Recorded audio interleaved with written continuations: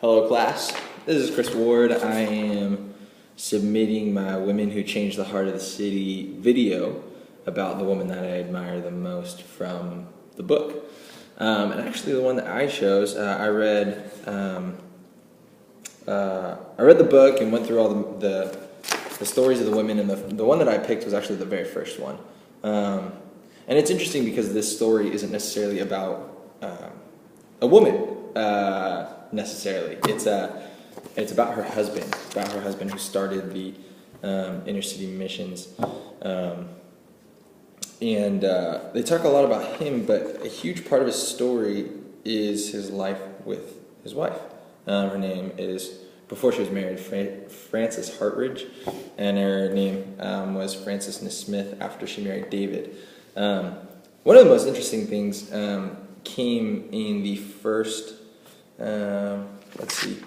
four pages. It was on page 23, and talking about Frances and her decision to marry David. She was a businesswoman and was described as being very independent. And the question was, what did she see in David, who they describe as kind of homely? He was poor. He was, here it is, a sickly, lowly clerk secretary. And the question they ask is, what did she see in David?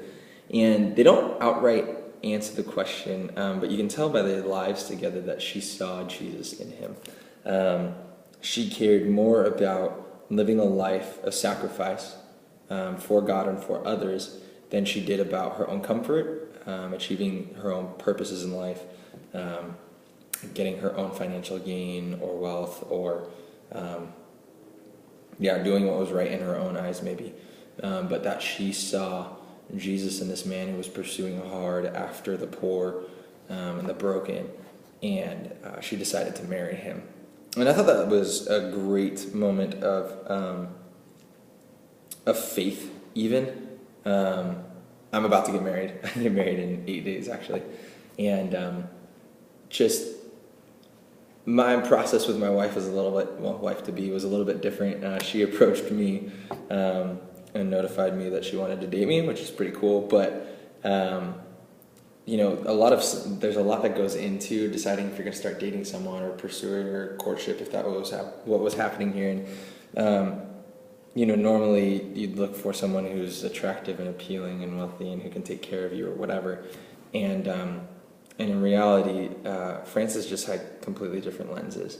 I believe she was seeing with the eyes of God when she chose to marry David. And this article about her and David talks about how their partnership was from the beginning something so heavily influenced by Jesus.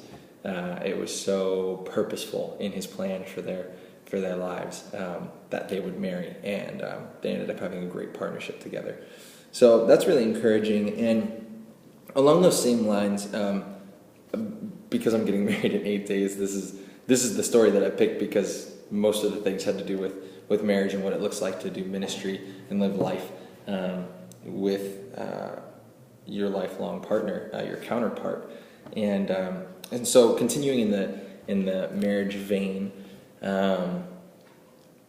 Frances and David, like I said, it was already apparent in Frances in her decision to marry David, and it was apparent in David's life that in his work in the inner city. But they both lived a life of sacrifice, and they both lived a life that was not about themselves, and they took that into marriage, so that their marriage was not about the marriage, if that makes sense. They weren't worried so much that they were perfecting themselves or making their marriage what they wanted it to be, or they were fulfilling their own purposes in their marriage. But they were so committed to the Lord, so committed to what he had called them to do with the poor and the broken. They were constantly poor themselves because they were giving so much. And then they brought children into the world, and it was even more difficult during that time. And David lost a job, and he wrote a letter home just to his wife as he was traveling, saying, we have a hard time paying our bills. But he said, surely the Lord will provide another situation for us. business being too much for you, I know your mind already. Talking about his wife and her mind for business, he says, let us cast all our care on the Lord, never forgetting what great things he has done for us. And just in every single situation, they were depending upon God. They were depending upon his sovereignty, his provision, and they never sought to not necessarily take care of themselves, but take things into their own hands. I know David wanted to take care of his family and wanted to provide for his wife, but he knew ultimately that came from Jesus. And so he was a constant reminder for her, and just the fact that she lived a life of faith with David, in the life that he had chosen, where he was traveling around to different missions and starting new missions in new inner cities. And she was home. She was with the children. And that is incredible faith in my eyes, to be at home, to not necessarily know exactly what your husband's doing or how he's paying the bills, or but you know that he's been called of God to be traveling, and you know that you have been called, or at least she knew that she had been called to raise this family with investment, with integrity, to raise her children in the fear of the Lord. And so she did that so faithfully. And I know that, man, if I were called to do that in marriage, I could so easily get antsy or get anxious, wanting to go and do things either for my glory, honestly, or that I could want to go out and take things into my own hands and go, all right, I'm gonna figure this out. I'm gonna get myself a job. I'm gonna do this thing, because obviously this is what God wants. God would want me to be working and would want me to whatever and rationalize it. But if God had called me not to, as he did with Frances, I know I would have a hard time. But Frances was so faithful to God. And then finally, one of the more encouraging things was that she continued to support her husband and support her family, even when things seemed to get to the worst point. And I don't know, they don't go into her life afterwards, but they end the story with David passing. Actually, her husband died. He was sick. He left on a train, and he to start another city mission. So he was in the service of the Lord, and he got sick. And Frances was left. It says, David, 40 years old when he died, left Frances, an impoverished widow with 5 children. And that is incredible. They don't say that at this point. They go on to talk about how people gave to her as a widow and everything. They talk about her life of faith, even after he had passed away, even after the worst possible happened to them. She continued to love Jesus, continued to raise her children faithfully, and continued to trust in God. And that is incredible.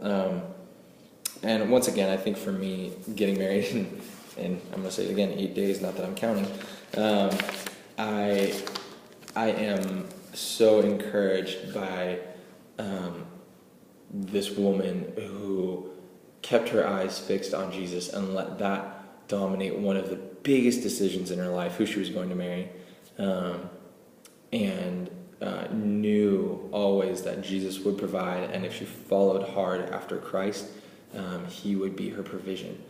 And that's incredible, and I want that for my wife and I want us to be so about the things of God, that we're not focused in on the marriage so completely that we're no longer fruitful because we're too worried about ourselves, we're too worried about our marriage, but we can passionately pursue the call of God in our lives together and encourage each other to do so, that our marriage will be rich, and it will be filled with the love of Christ.